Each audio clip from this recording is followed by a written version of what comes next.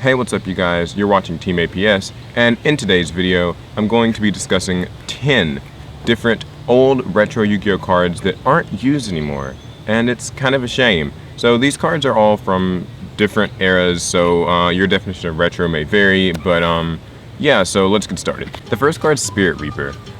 So Spirit Reaper used to be kind of a staple back when I played. In fact, there was a time period where the card was limited because it was just considered to be like too good, which is really strange to think about now. It can't be destroyed by battle, and if you target it with something, it gets destroyed.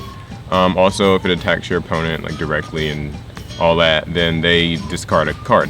I guess back in the day, this was a big deal, and now that I think about it, it really was. I mean, the card couldn't die, and if there was ever a dull moment where you didn't have a monster face up to protect yourself, Spirit Reaper could come in and take cards.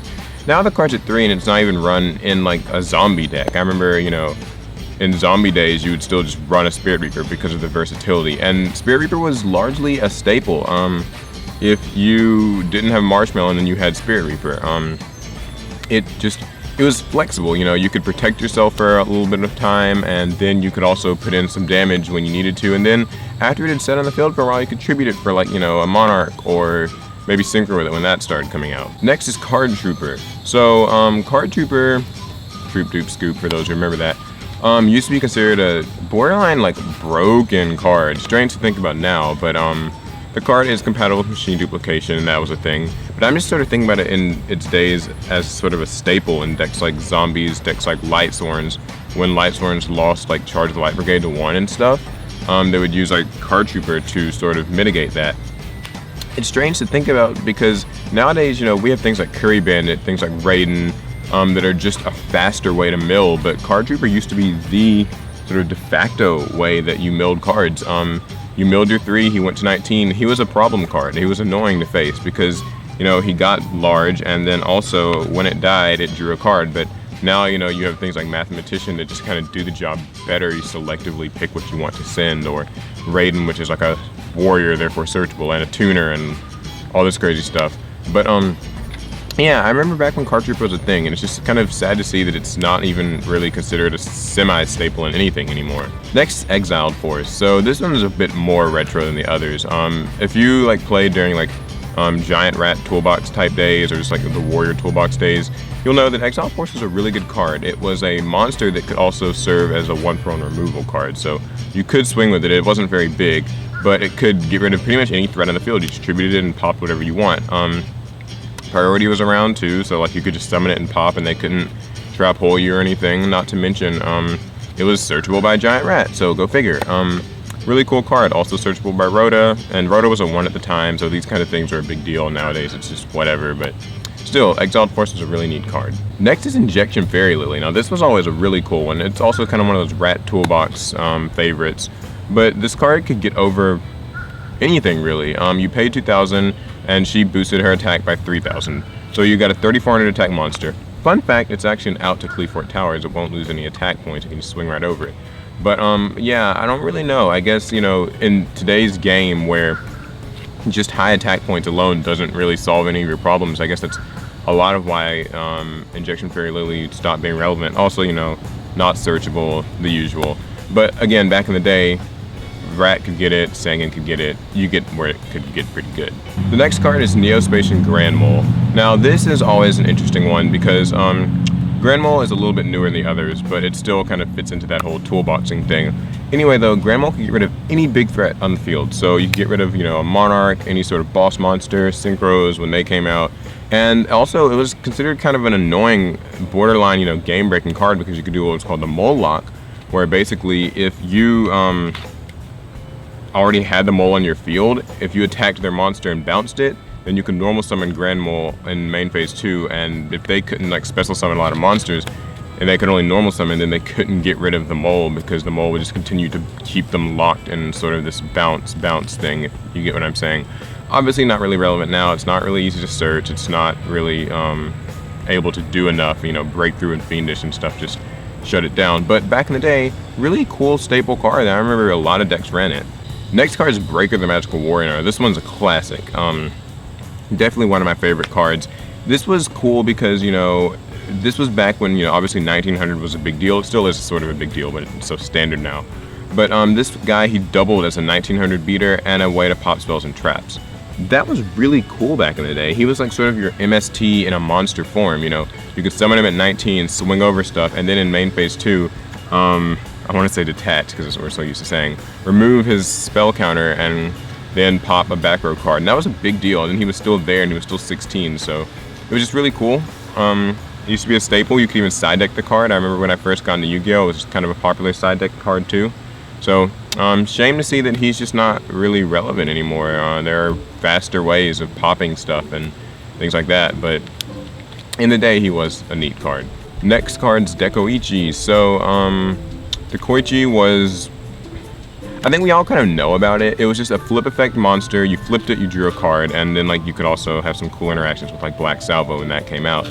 But even before then, Koichi was a really good card because you could flip it, draw your card, and then tribute it for a Monarch. And in those days, anything that could flip plus and then be tributed was a big deal. So it's the same kind of applied to things like Mask of Darkness and stuff like that. Koichi was also cool because it actually had solid stats, and that was nice, unlike, some of the slower cards that did the same thing, like I think Dark Mimic, I believe is what it was. The Koichi actually had stats. It was, 1400, so even after you flipped it, you could still swing a little bit if you didn't have anything else to do. So, really cool card. Again, later got interactions with Black Salvo and stuff, so that was neat, but not relevant anymore. Shame. Next is Caius the Shadow Monarch. So I know I probably could have used like Ryza or something else that came out before it, but I just remember Caius as the big one. Caius, when I played, kind of just 2008, 2009-ish, 2010-ish, I think it's 2010 is when it came out, I'm not sure, or maybe 9. But anyway, Caius, and just Monarchs in general, were these really scary things because, again, this is back in the day when, monsters that floated were a big deal. So if you could, like, tribute a Sangan or tribute a Koichi that you just flipped, that was a big deal. And then you summon your Caius and banish stuff, and banishing, unlike today where it's like everywhere, banishing was a big deal. When Caius banished something, that was scary, and there weren't often that many ways to actually get around Caius. We didn't have Fiendish Chain, we didn't have Breakthrough Skill, and there was no Effect Veiler. So, by and large, if a Caius dropped, you weren't really stopping it, and that was really scary because it was 2400, and they also just plus, and you see where it can get kind of scary. So Caius Shadow Monarch was definitely one of my old favorites. It was also considered a staple in a lot of decks. These are kind of back in the days of combo decks where you put things like Caius in any deck that could feasibly use it. It wasn't necessarily an archetype-based thing. Next is Gore's, another card from a somewhat similar era. Gore's was cool because it changed the way that you viewed Yu-Gi-Oh! When you were going for game, you had to be a lot more careful. If your opponent didn't have any cards in the field, they could be, they could have a Gore's or they could be bluffing a Gore's. And you had to be careful because Gore's had 2700, and then the token that it got would also have a lot of attack, depending on what you attacked with. And so it sort of started the precedent, actually, for those who don't know, the precedent of attacking with the weakest monster first. So if you have like 3 monsters in the field, you want to attack with the smallest one, and the next smallest one, then finally like the biggest one. Because that way, if they use Gore's, they're going to have to take a lot more life point damage and risk getting a smaller token. You just kind of see where that goes. So, shame, because Gore's isn't played anymore. These days, you just simply can't risk having an empty field.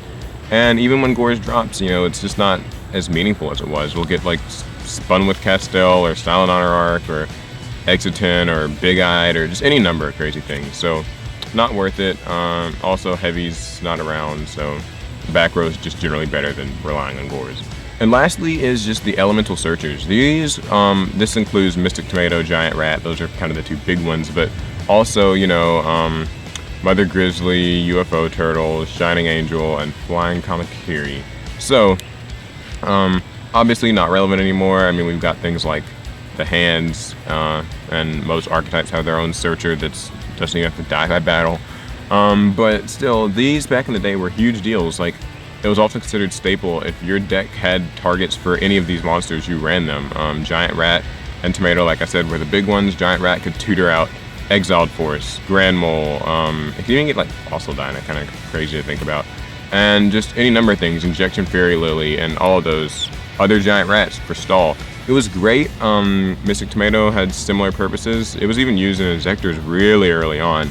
But it's a shame because these cards simply don't cut it anymore. It's too slow to ask to be set and then be destroyed by battle. Nowadays, monsters get popped, and you know, it doesn't really work out anymore. They don't do enough on their own, which is a shame, but there you go. So that concludes the 10 retro Yu-Gi-Oh cards that don't see any play anymore, and it's a bit of a shame.